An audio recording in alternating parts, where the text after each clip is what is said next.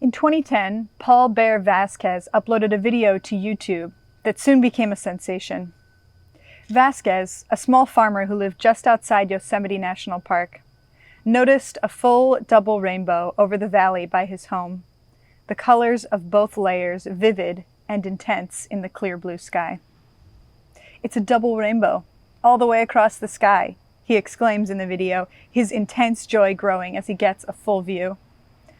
"Oh my God, oh my God," he shouts in ecstasy until his voice quiets. "What does this mean?" he asks. Suddenly, Vasquez begins to weep, overwhelmed by this moment of astonishing natural beauty. The video spread on YouTube, getting a boost from late-night comedy shows, and as of last week, the clip had more than 48 million views. It's not hard to see why. Yes, it's funny to see a man become so emotional over a simple event, but really, people love the double rainbow guy because his sweet, unadulterated awe is so pure. He's just genuinely happy about seeing a pretty rainbow in the sky. One thing I love about Judaism is that it provides a container for this ecstatic joy at the natural world. There's a special blessing said upon seeing a rainbow. Baruch atah Hashem Elokeinu melech haolam, zocher habrit v'ne'aman bivrito, v'kayam b'ma'amaro. Blessed are you, the divine master of the universe, who remembers the covenant and is faithful to it and keeps their word. The covenant in this blessing is the one that we read about in this week's Parsha, Noach. Appalled by the corruption and lawlessness of humanity, God brings a flood to destroy them, along with all creatures on earth, save for Noah, his family, and a representative sample of animals on the ark. After ending the many days of rain and drying up the earth, God tells Noah to come out of the ark, along with all of the animals, so that God can make a promise. A promise never to do that again. A promise not to respond to even the worst of human behavior with that sort of wholesale destruction. As a reminder of this promise, God places a rainbow in the sky, a sign of the everlasting covenant. What does this mean? Vasquez asks. For Noah, it means they are safe now. This past May, the double rainbow guy posted on Facebook that he was feeling feverish and having trouble breathing. 6 days later, Vasquez died in the emergency room of a local hospital in Mariposa, California. Vasquez was 57 years old. This pandemic has shattered so much for so many.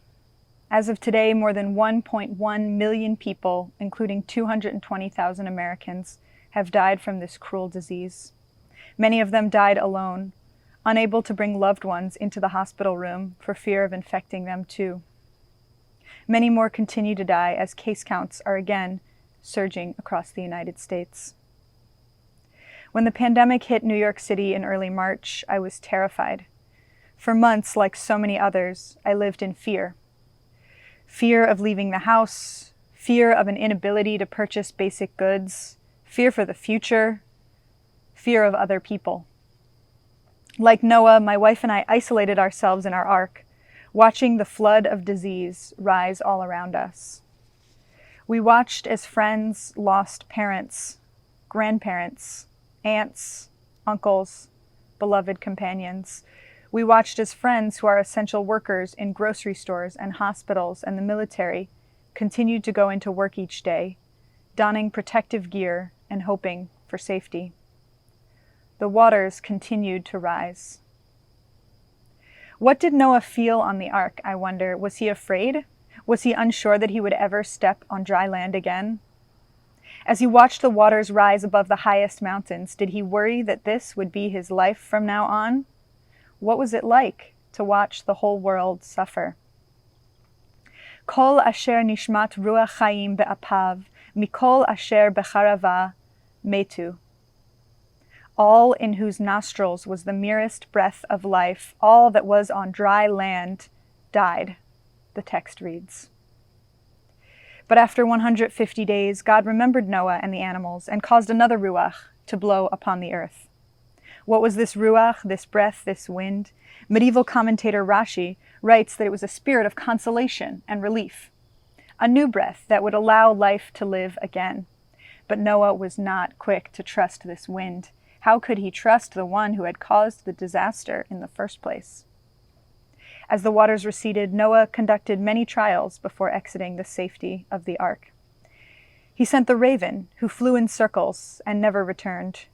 He sent the dove, who could not find a place to rest and came back quickly.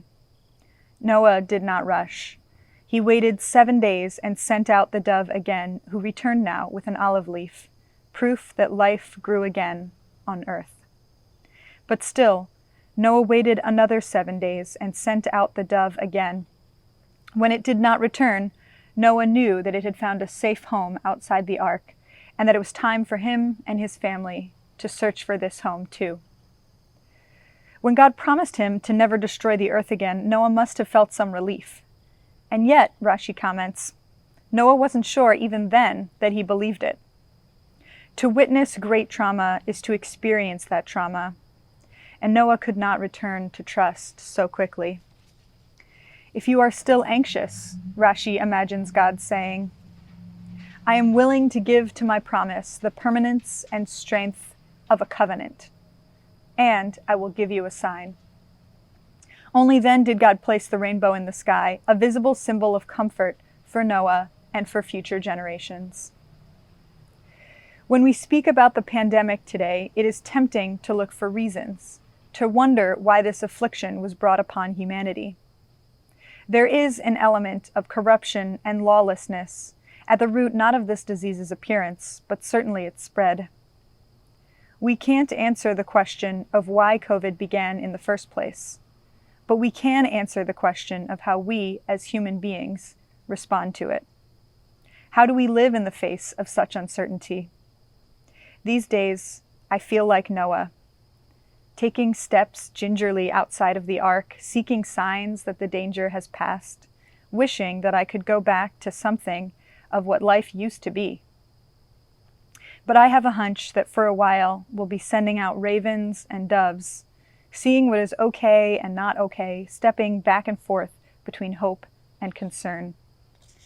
Is it safe to go to a grocery store? Can the kids go back to school? Is it okay to host friends for outdoor meals?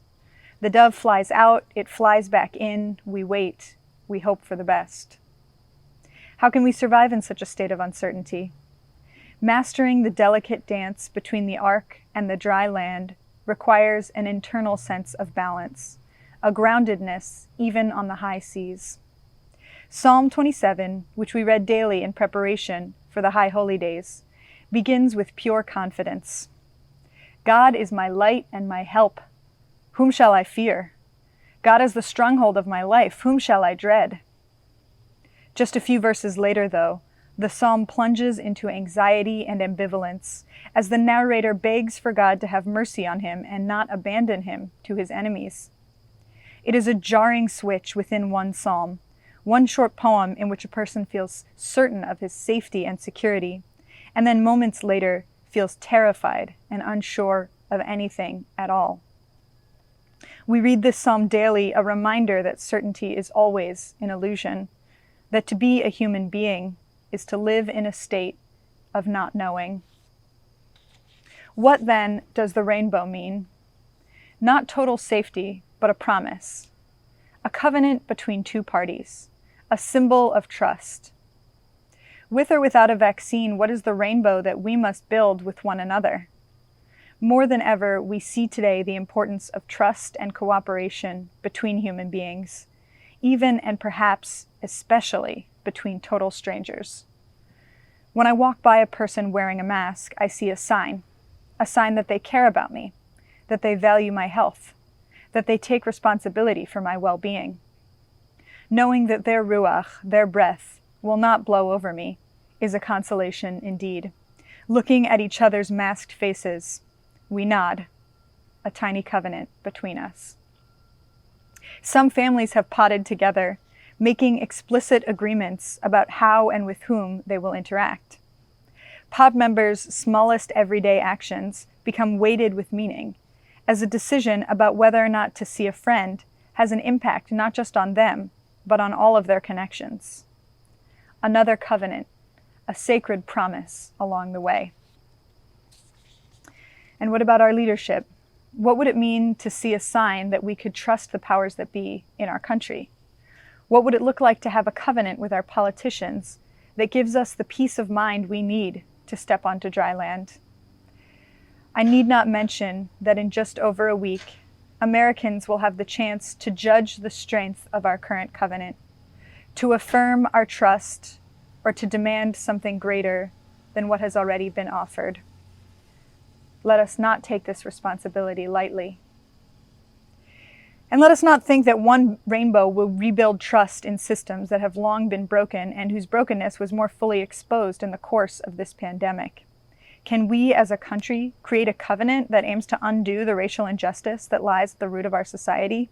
Can we craft a new agreement to battle the economic inequality that allows the stock market to boom while millions of people descend into poverty? Can humanity come together with a promise to combat climate change, a crisis that is truly causing the floodwaters to rise? As the pandemic recedes, God willing, what will we build on the dry shore? Psalm 27, despite its ambivalence, ends with a call to trust and a call to courage. Chazak v'ya'ametz libecha, be strong and take heart. As I watch Paul Vasquez's video, I remember that we need not live in total certainty to feel the joy of life's little moments. As sad as I feel that his life was cut off far too soon, I still can't help but smile at his pure exuberance. As we face great sadness and fear and uncertainty in the months to come, let us not forget to notice the rainbows as they appear, to say a word of gratitude, and to recommit ourselves to the covenants that all of us have the opportunity to build together.